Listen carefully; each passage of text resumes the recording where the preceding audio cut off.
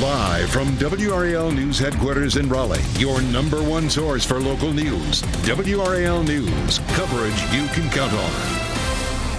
Hey, a rainy Sunday afternoon turning into a rainy Sunday night. If you plan to be outside, keep those umbrellas close. This is a live look outside for you downtown Durham right now. Good evening to you. I'm Mark Boyle. Thanks for being with us. Meteorologist Anthony Baglione right now in the WRAL Severe Weather Center with where the rain is right now. Yeah, certainly been here a wet end to the weekend. We're seeing these showers push through mainly from the southwest to the northeast at this point. You can kind of see that general motion. We definitely are seeing some breaks right now as we look at the live sweep on radar, but I want to get you to where the heaviest of this is. Right around the Fayetteville areas where we're seeing those heavier color contours showing up there. Smithfield as well, Dunn, Goldsboro, even back toward eastern North Carolina. You get towards Sanford, though, it's looking better with this batch to your east at this point. Roanoke Rapids, relatively calm, but again, all around that area. Rocky Mountain as well, talking about some light showers, and we head toward Roxborough, also seeing them here on the radar. Not any lightning strikes showing up right now. We don't expect any severe weather, but you notice as we go through the next couple of hours, off and on breaks, there may be another batch here that pushes in by about midnight or so, but it gets out of here by the time we head into our Monday morning commute. We're not looking at any problems to start. We should even see some sunshine mark here to start tomorrow morning. We will talk about, though, the forecast for this week and those fall-like temperatures in addition to the tropics here in just a few minutes. All right, Anthony, thank you. A man is in jail tonight. He's facing animal cruelty charges.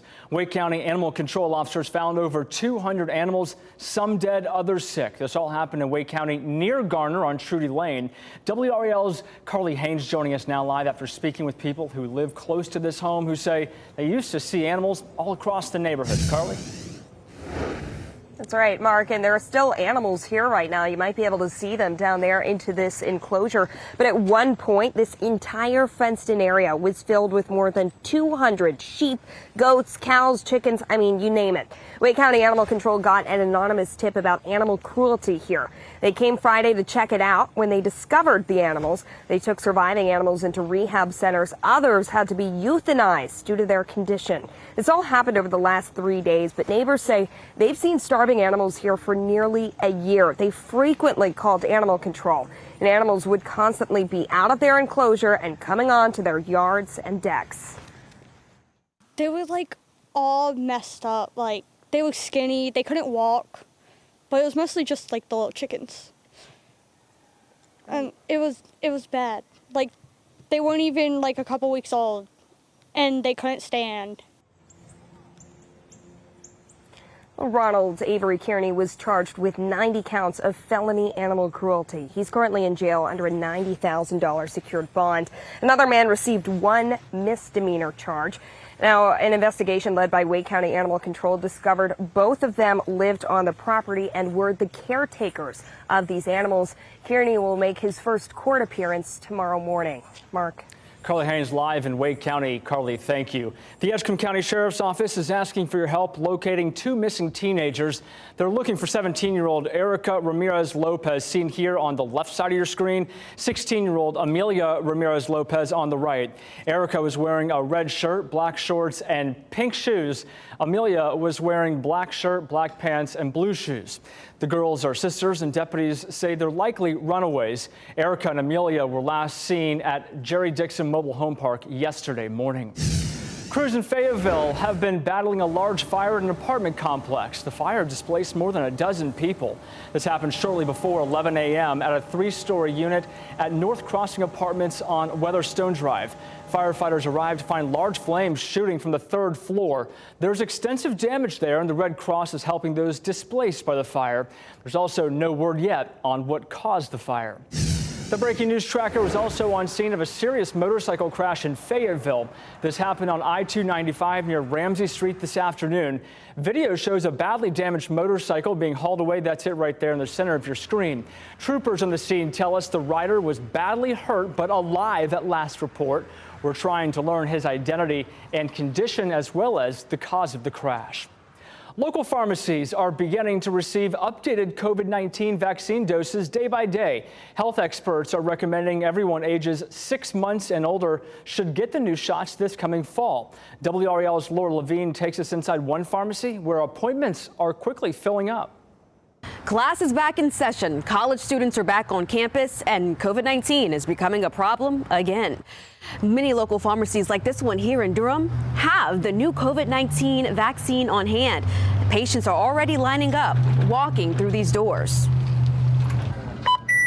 When stopping by your nearby CVS, you typically stock up on the usual. I'm here picking up some cold medicine just because I'm getting over a little hokey plague. Miranda Brown is a college student in Virginia, in town visiting mom. She knows firsthand how inconvenient it can be to get sick out of the blue. I missed 3 days of class this week, and I'm probably missing tomorrow, and I just want to stay on top of my health and try and miss as little as possible. Updated COVID vaccines are rolling out amid a late summer uptick in cases.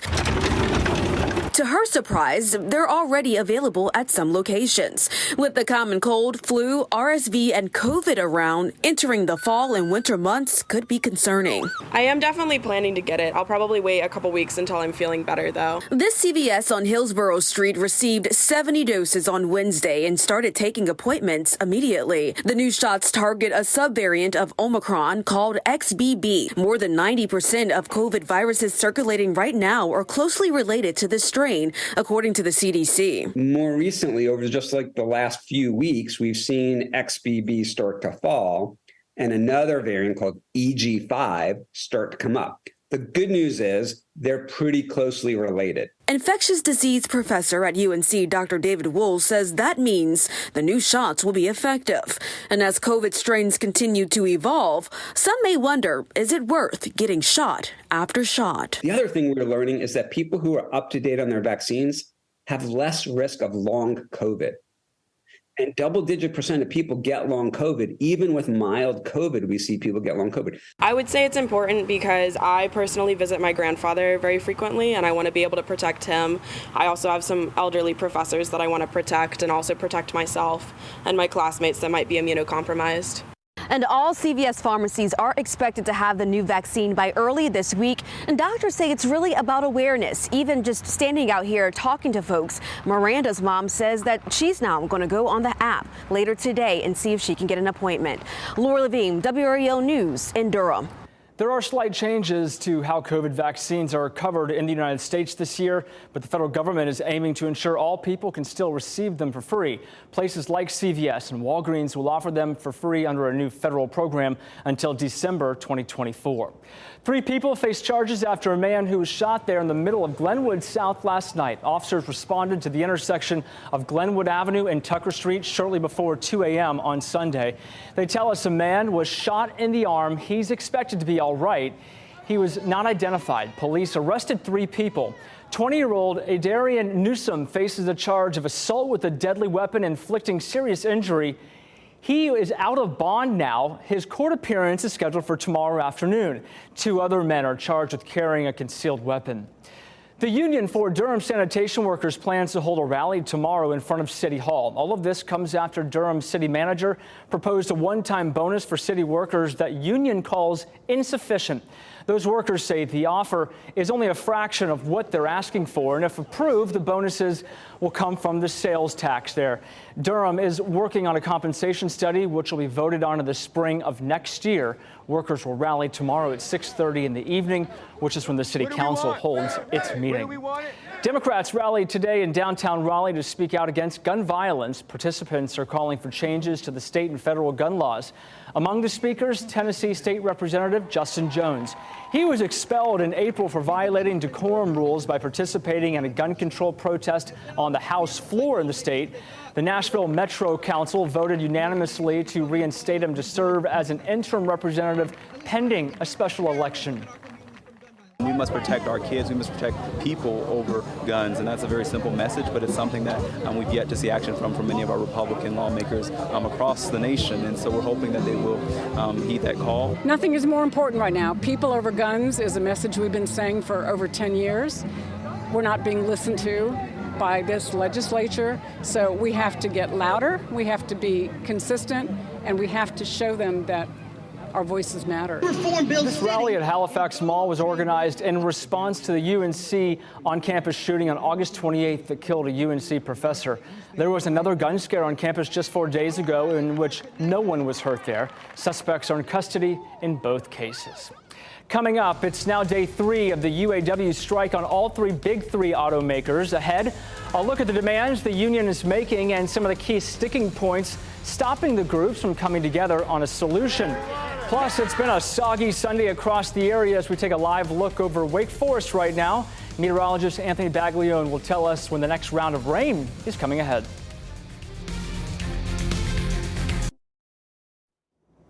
Welcome back. A live look right now over Clayton. Some wet roads out there, but certainly busy. People trying to get some dinner in, enjoying the last bit of the weekend. We'll get a full check of your week ahead forecast with Anthony here coming up in just a few minutes. No end in sight to the ongoing auto workers strike now in day 3. If it continues, it could have a profound impact on the economy. Grady Trimble has a closer look at the union demands and the sticking points. Talks continuing Sunday in the ongoing strike by the United Auto Workers against the big 3 Detroit automakers, but the two sides are still far apart. All 3 automakers, Ford, General Motors, and Stellantis, have made initial offers. We have a historic offer on the table, the highest in our 115-year history. 20% gross wage increases over the life of the contract. The UAW wants a pay raise closer to 40%, the amount the union says CEOs have gotten in recent years. These companies have made $250 billion in the last 10 years, $21 billion in the last 6 months alone, and our workers' wages and conditions have went backwards. No bucks, no trucks! Union members are also seeking to recoup their cost of living adjustment, something workers say they lost when automakers were struggling during the 2008 financial crisis.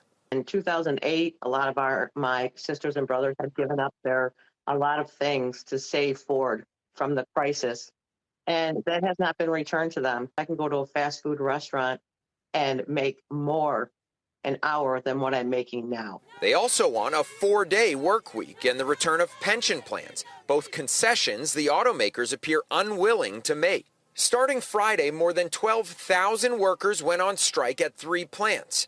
UAW President Shawn Fain is threatening to strike at more plants to turn up the heat on automakers to reach a deal. A prolonged strike could cost the U.S. economy billions of dollars. The White House has assigned 2 administration officials to help with the negotiations. In Wayne, Michigan, Grady Trimble, WRAL News.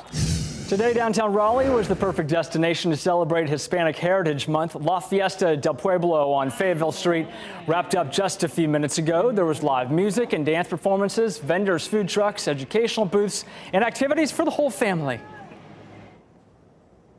I feel like this event is much needed. We have a very diverse Hispanic and Latin American community here in Raleigh, and I feel like it's a chance for small business owners from minorities to come and represent their culture.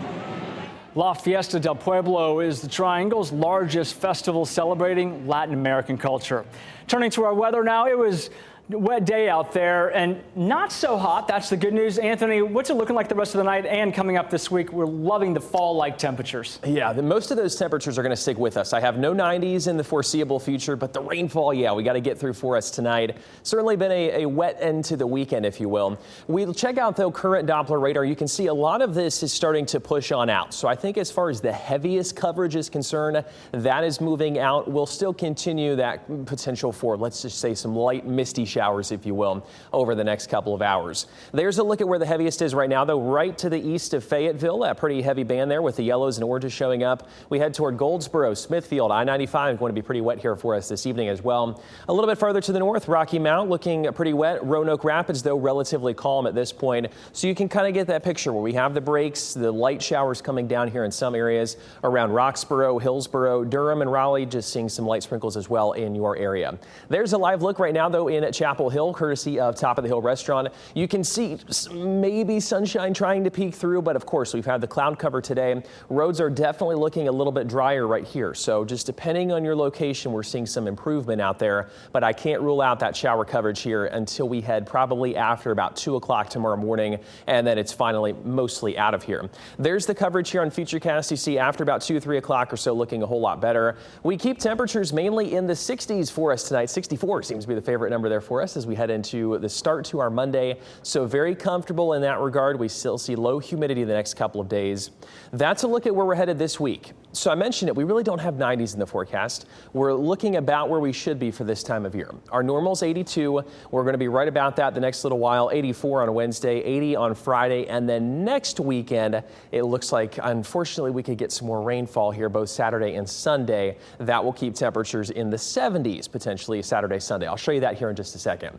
Otherwise, let's talk about the tropics here. Of course, very important this time of the year. We're just past the peak of hurricane season. Tropical storm Nigel is still out there right now, 65-mile-per-hour winds. We've been watching this one, and it's kind of interesting to see here the forecast from the Hurricane Center because they do have this actually becoming a Category 3 hurricane. It just skips that Category 2 altogether. So we've been seeing this here with a lot of systems of what they have, what we call the rapid intensification, if you will. They go from a very minor, relatively weak system there and up to a Category 3 hurricane in a matter of days. By the time it gets to Friday, though, it'll be out to see no effects here to any land from that one, which is good. One other area we're watching, 40% chance, it's this wave off the coast of Africa. That's going to move into that orange area. We'll have to see where that one goes. At this point, it does look like the most likely scenario with that one would be a track out to sea or that recurve that we've seen some of these storm systems taking this season. Of course, we'll watch that, though, pretty closely.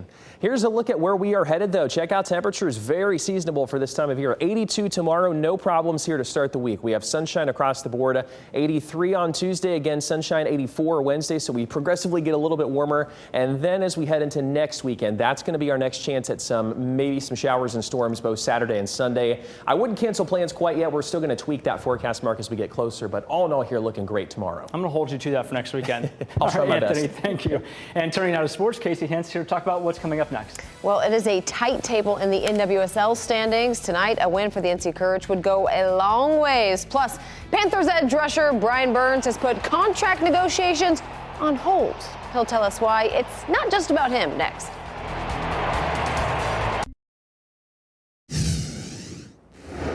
Well, the North Carolina Courage resume league play tonight after winning the NWSL Challenge Cup last weekend. And while the ladies had a lot of success in that in-season tournament, the Courage is looking for its first league win in 5 games. Now, just 4 regular season games remain, and tonight at Orlando is a big one. The club is still only just 2 points above the playoff line. Head coach Sean Nahas likes to remind everyone, though, that very few predicted them to even be in this position, and says their continued approach hasn't been about proving others wrong, but proving they're doing it right. Look where we're at right now, and that's a credit to the players and their love for each other and the club as a whole, where we've gone from one year to the next and how much more positive of an environment it is. I look at success as I look at success based on what other people are talking about us about. You know, people are talking about us in the way we play football. Well, highlights and post-game reaction tonight on Sports Extra, as well as a recap of yesterday's Week 3 wins from UNC, Duke, and NC State, plus much more. You don't want to miss it. It starts immediately after the 10 p.m. news over on Fox 50. And speaking of yesterday in NC State's get-right game versus VMI, the Pack saw a couple breakout performances, including Nickelback Robert Kennedy. The Old Dominion transfer had a pick 6 in the 3rd drive of the game, and he recorded 1.5 sacks, 4 tackles. Now for Kennedy, it was his first pick 6 in a Division I football game, and now he wants more. He's versatile. He's got high football IQ, and Dave Doran says he's a really good addition for this defense. Very consistent, understands the defense. He's learned it really quickly. He's tough. He's a kid that can do a lot, you know, play man-to-man, can play a deep half, can blitz. Just want more type of person. So, I mean, like, obviously, like 1.5, like, why can't that be 3? And then 1 pick, why can't it be like 2 or 3, you know? So I just feel like I'm a more type of person. So it could always be more. I love it. Always wanting more. Well, week 4 of the AP poll, Georgia, Michigan still 1 and 2. Texas up 1 spot to 3. UNC up 3 spots to 17. And Duke also up 3 spots to number 18. That's the highest ranking for the Blue Devils since 1994. Well, Brian Burns' status ahead of the season opener was uncertain due to his contract dispute with the Carolina Panthers. But as a leader of the club, he chose to play. And boy, he proved his worth. He had 7 tackles, 2 sacks, and a forced fumble versus the Falcons. As for any contract talks moving forward, well, he says they're on hold. His focus is on ball and building off of that hot start.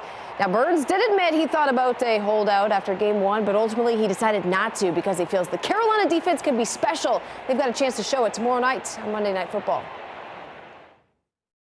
Everybody's watching, even your peers, because they're not playing on a Monday. So that's always the goal, is to show them what you can do and put the league on notice. But I want to put the league on notice more of a defensive standpoint than just myself. I want them to know how we are on defense. Well, the Carolina Panthers home opener is under the big lights on Monday Night Football tomorrow. Chris Lee and Pat Welter will be there with live coverage before and after the game. Kickoff at 7:15 on ESPN. And tonight at the DBEP was the finale. I can't even believe it. The Durham Bulls home finale. They did drop it 10-7 in this one. We'll have highlights coming up later tonight. But gosh, the baseball season is just rolling through. It will be basketball season before we know it. It's all over the place. But and everyone's turning now to football. Yeah, Super football, excited. Right? Yeah, exactly. So. All right. Casey, thank you very much. And thank you for joining us here this evening. We'll have a lot more for you starting on Fox 50 at 10 o'clock and over on WRAL after that. NBC Nightly News is next. We'll see you later this evening.